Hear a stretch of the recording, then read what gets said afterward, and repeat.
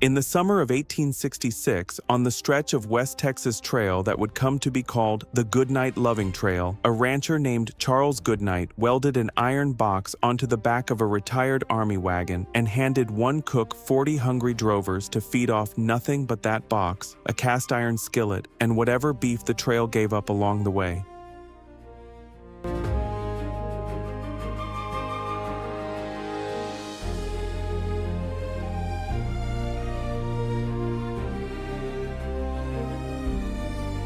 "40 men ate 3 meals a day off that wagon for months at a stretch, driving longhorn cattle worth maybe $10 a head out of Texas toward a railhead in Kansas.